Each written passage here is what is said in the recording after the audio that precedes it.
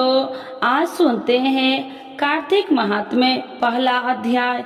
तो एक बार बोलिए प्रेम से विष्णु भगवान की जय, लक्ष्मी माता की जय। श्री सूत जी कहते हैं, जब श्री कृष्ण चंद्र जी से बातचीत करके नारद जी विदा हो गए, तब हर्ष से प्रश्न मुख सत्यभामा श्री कृष्ण से बोली, हे नाथ, मैं धन्य हूँ, मैंने सब कुछ कर लिया, मेरा जीवन सफल हो गया और मेरे जन्म के निदान मेरे हुए माता पिता भी धन्य हो गए, जिन्होंने मेरे जैसे त्रिलोकीय सुंदरी कन्या को जन्म दिया कि 16 सहस्त्र नारियों में मैं आपकी प्रेयसी बनी। मैंने विधान पूर्वक आप आदि पुरुष के साथ वह कल्प वृक्ष नारद जी के अर्पण कर दिया था, जिसकी वार्ता से पृथ्वी के लोग नहीं जानते थे। आज वही कल्प वृक्ष इस समय मेरे आंगन में विद्यमान है। मैं त्रिलोकीधीश भगवान श्री कृष्ण की प्रिय पत्नी हूँ। हे मधुसूदन, आज मैं आपसे पूछना चाहती हूँ कि यदि आपका मेरे ऊपर अनुराग हो तो विस्तार से कहिए, जिससे मैं अपनी आत्मा का कल्याण कर सकूं। आपका और मेरा विच्छोद कल्प प्रयत्न भी न हो सके। सूत जी बोले, सत्यभामा का यह वचन सुनकर मंद मंद मुस्कुराते हुए श्री कृष्ण जी सत्यभामा का हाथ पकड़े हुए कल्प वृक्ष के तले चले जाते हैं। सेवकों को बाहर रोककर भाव के साथ हंसते हुए सारे संसार के स्वामी सत्यभामा की प्रति से पुलकित हुए श्री कृष्ण चंद्र जी बोले, तुम्हारी भांति प्रिय हमको अन्य रानियां नहीं है। मेरी 16 सहस्त्र स्त्रियों में तुम मुझे प्राणों से भी अधिक प्रिय हो। तुम्हारे लिए मैंने देवताओं तथा इंद्र देव से भी विरोध किया है। हे कांते, जो प्रश्न किया है उसके उत्तर मैं कुछ विस्मयजनक बातें कहता हूँ, उन्हें ध्यान से सुनो। जब तुम्हारे लिए कोई चीज न देने योग्य नहीं, कोई काम न करने के लायक नहीं और कोई बात न कहने लायक नहीं है, तब भला तुम्हारे प्रश्न का उत्तर न दूं, यह कैसे होगा। हे प्रियतम, जो तुम्हारे मन में हो सो पूछो, मैं कहूँगा। सत्यभामा कहने लगी, हे नाथ, मैंने पूर्व जन्म में ऐसा कौन सा दान व्रत तथा तप किया था जिससे भाग्य लोक में मेरा यह जन्म हुआ तथा आपकी अर्धांगिनी गरुड़ गामनी हुई। एक आपके साथ स्वर्ग आदि लोकों में घूमती हूँ। मैं आपसे पूछती हूँ कि मैंने ऐसा कौन शुभ कार्य किया था। मैं पूर्व योगी में किस स्वभाव की और किसकी पुत्री थी। श्री कृष्ण जी ने कहा, हे प्रिय, पूर्व जन्म में तुम जो थी और तुमने जो किया था सो एकाग्र मन होकर सुनो। उस समय तुमने जो व्रत तथा पुण्य किया था और जिसकी पुत्री रही, सो मैं कहता हूँ, सत्य युग के बीतने पर त्रेता में माया नगरी में अग्निहोत्र और वेदांगों को जानने वाला वेद शर्मा नामक एक ब्राह्मण था। वह नित्य अभ्यागतों को सेवा, हवन और सूर्य की आराधना करता एवं दूसरे सूर्य के समान तेजस्वी था। बुढ़ापे में उनके गुणवती नाम की एक पुत्री हुई। सयानी होने पर उसने चंद्र नामक अपने एक चोले के साथ विवाह कर दिया। अब पुत्रहीन वेश शर्मा उस शिष्य के पुत्र की भांति और सिंह चंद्र के देव शर्मा को पिता के समान मानता हुआ साथ रहने लगा। एक समय वे दोनों कुशा और ईंधन लाने के लिए वन में गए। वहां एक बड़े पर्वत के समीप जंगल में घूम रहे थे। उसी समय अपनी ओर आते हुए किसी दैत्य को उन्होंने देखा। दैत्य के भय से उनके अर्घ पर्यंत स्थिर हो गए और भगाने की शक्ति भी लुप्त हो गई। यमराज के समान उस भयंकर राक्षस ने तत्काल आकर उन दोनों को मार डाला।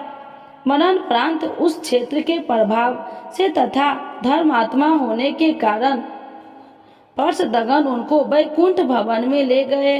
उन्होंने जीवन भर सूर्य की आराधना आदि सूक्तम किए थे, इसी से मैं उन पर प्रसन्न हो गया। शिव, सूर्य, गणेश, विष्णु और दुर्गा उनकी उपासना करने वाले प्राणी मेरे लोक में प्राप्त होते हैं। जैसे वर्षा का पानी समुद्र में बहकर चला जाता है, एकमात्र होता हुआ भी मैं काल कर्म में भेद से 5 तरह का हूँ। जैसे अकेला, देवव्रत, बालक, भ्राता आदि उनके नामों से पुकारा जाता है। जब वे मेरे वैकुंठ धाम में आए तब विमान पर चढ़कर हुए सूर्य के समान तेजस्वी, हमारे ही जैसे रूपवान और दिव्य चंद्र तथा माला धारण किए थे, वे वहाँ मेरे ही पास रहने लगे। तो एक बार बोलिए प्रेम से श्री कृष्ण भगवान की जय, राधा रानी की। तो आज सुनते हैं कार्तिक माह महात्म्य दूसरा अध्याय की कथा। तो एक बार बोलिए प्रेम से विष्णु भगवान की जय, लक्ष्मी माता की जय। भगवान श्री कृष्ण आगे बोले, हे प्रिय, जब गुणवती को राक्षस द्वारा अपने पति एवं पिता के मारे जाने का समाचार मिला तो वह विलाप करने लगी। हाँ नाथ, हाँ पिता, मुझको त्याग कर तुम कहाँ चले गए? मैं अकेली स्त्री तुम्हारे बिना अब क्या करूँ? अब मेरे भोजन, वस्त्र आदि की व्यवस्था कौन करेगा? घर में प्रेम पूर्वक मेरा पालन पोषण कौन करेगा? मैं कुछ भी नहीं कर सकती, मुझ विधवा की कौन रक्षा करेगा? मैं कहाँ जाऊँ? मेरे पास तो अब कोई ठिकाना भी नहीं रहा। इस प्रकार विलाप करते हुए गुणवती चक्कर खाकर धरती पर गिर पड़ी और बेहोश हो गई। बहुत देर बाद जब उसे होश आया तो वह पहले की ही भांति करुण विलाप करते हुए शोक सागर में डूब गई। कुछ समय के पश्चात जब वह संभलती तो उसे ध्यान आया कि पिता और पति की मृत्यु के बाद मुझे उनकी क्रिया करनी चाहिए जिससे उनकी गति हो सके। इसीलिए उसने अपने घर का सारा सामान बेच दिया और उससे प्राप्त धन से उसने अपने पिता एवं पति की श्राद्ध आदि कर्म किया। तत्पश्चात वह स्त्री नगर में रहते हुए 8 पहर भगवान विष्णु की भक्ति करने लगी। उसने मृत्यु पर्यंत तक नियम पूर्वक सभी एकादशियों का व्रत और कार्तिके महीने में उपवास एवं व्रत किए। हे प्रिय, एकादशी और कार्तिक व्रत मुझे बहुत ही प्रिय है। इनसे मुक्ति, भुक्ति, पुत्र तथा संपत्ति प्राप्त होती है। कार्तिक मास में जब तुला राशि पर सूर्य आता तब ब्रह्म मुहूर्त में उठकर स्नान करने व व्रत व उपवास करने वाले मनुष्य बहुत प्रिय है, क्योंकि यदि उन्होंने पाप भी किए हो तो भी स्नान व व्रत के प्रभाव से उन्हें मोक्ष प्राप्त हो जाता है। कार्तिक में स्नान, जागरण, दीपदान तथा तुलसी के पौधे की रक्षा करने वाले मनुष्य साक्षात भगवान विष्णु के समान है। कार्तिक मास में मंदिर में झाड़ू लगाने वाले, स्वास्तिक भोजन बनाने वाले तथा भगवान विष्णु की पूजा करने वाले मनुष्य जन्म मरण के चक्कर से छुटकारा पा जाते हैं। यह सुनकर गुणवती भी प्रति वर्ष श्रद्धा पूर्वक कार्तिक का व्रत और भगवान विष्णु की पूजा करने लगी। हे प्रिय, एक बार उसे ज्वर हो गया और वह बहुत कमजोर भी हो गई। फिर भी वह किसी प्रकार गंगा स्नान के लिए चली गई। गंगा तक तो वह पहुंच गई, परंतु शीत के कारण वह बुरी तरह से कांप रही थी।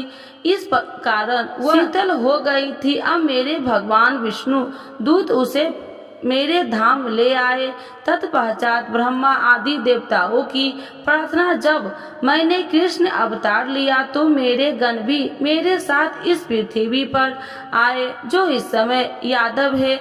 तुम्हारे पिता पूर्व जन्म में यदो शर्मा थे, वो तो इस समय सत्राधिचित पूर्व जन्म में चंद शर्मा जो तुम्हारा पति था वह डाकू था। और हे देवी, तू ही वह गुणवती है। कार्तिक व्रत के प्रभाव के कारण तू ही मेरी अर्धांगिनी हुई है। पूर्व जन्म में तुमने मेरे मंदिर के द्वारा पर तुलसी का पौधा लगाया था। उस समय वह मेरे महलों के आंगन में कल्प वृक्ष के रूप में विद्यमान है। उस जन्म में जो तुमने दीप दान किया था उसी कारण तुम्हारी देह इतनी सुंदर है और तुम्हारे घर में साक्षात लक्ष्मी का वास है। चूंकि तुमने पूर्व जन्म में अपने सभी व्रतों का फल स्वरूप विष्णु को अर्पित किया था, उसी के प्रभाव से इस जन्म में तुम मेरी प्रिय पत्नी हो। पूर्व जन्म में तुमने नियम पूर्वक जो कार्तिक मास का व्रत किया था उसी के कारण मेरा और तुम्हारा कभी वियोग नहीं होगा। इस प्रकार कार्तिक मास में व्रत आदि करने वाले मनुष्य मुझे तुम्हारे समान प्रिय है।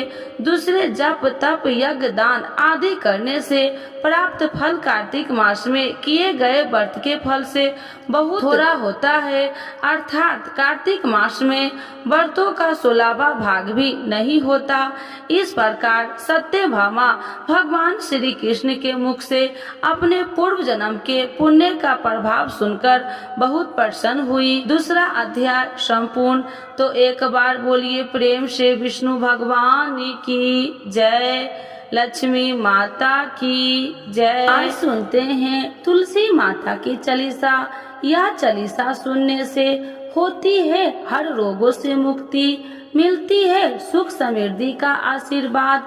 तो एक बार बोलिए प्रेम से विष्णु भगवान की जय, तुलसी माता की जय, भगवती माता की जय। श्री तुलसी महारानी करो विनय सिरनाय, जो मम हो संकट विकट दीजे मात नसाय। नमो नमो तुलसी महारानी, महिमा अमित न जाए बखानी। दियो विष्णु तुमको सम्माना, जग में छायो सुयस महाना। विष्णु प्रिय जय जयंती भवानी, तिहु लोक की हो सुख खानी। भगवत पूजा करे जो कोई, बिना तुम्हारे सफल न हो। जिन घर तब नहीं होए निवासा, उस पर करे विष्णु नहीं वासा। करे सदा जो तब नित्य सुमरन, ते ही के काज होए सब पूरन। कार्तिक मास महात्म्य तुम्हारा, जाको जानत सब संसारा। तब पूजन जो करे कुमारी, पावे सुंदर वर सुकुमारी। करे जो पूजा नित प्रति नारी, सुख संपत्ति से होए सुखारी। वृद्धा नारी करे जो पूजन, मिले भक्ति होवे पुलकित मन।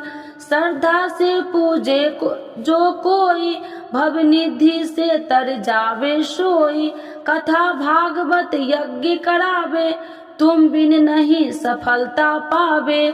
छायो तब प्रताप जग भारी, ध्यावत तुम्हि सकल चितधारी। तुम्हि मात यत्र तंत्र में, सकल काज सीधे होवे क्षण में। औषधि रूप आप हो माता, सब जग में तब यश विख्याता।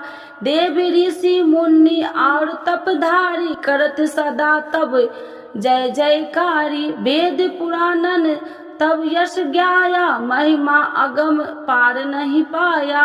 नमो नमो जय सुख कारिणी, नमो नमो जय दुख निवारिणी।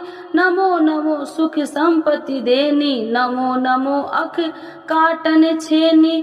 नमो नमो भक्तन दुख हरनी, नमो नमो दुष्टन मद छेनी। नमो नमो भव पार उतारिणी, नमो नमो परलोक सुधारिणी। नमो नमो निज भक्तन उबारिणी, नमो नमो जन काज सवारिणी। नमो नमो जय कुमति नशावनी, नमो नमो सब सुख उपजावनी। जयति जयति जय तुलसी माई, ध्याऊ तुमको शीश नवाई। निर्जन जानी मोहि अपनाओ, बिगड़े काज आप बनाओ। करूँ विनय मैं मात तुम्हारी, पूरन आशा करूँ हमारी। शरण चरण कर जोड़ी मनाओ, निस दिन तेरे ही गुण गाऊं।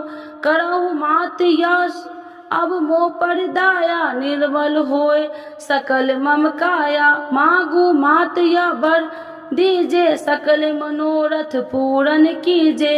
जानू नहीं कुछ नेम उचारा क्षमहु मात अपराध हमारा। 12 मास करे जो पूजा ताशम जग में और न दूजा। प्रथम ही गंगा जल मंगवावे फिर सुंदर स्नान करावे। चंदन अक्षत पुष्प चढ़ावे धूप दीप नैवेद्य लगावे।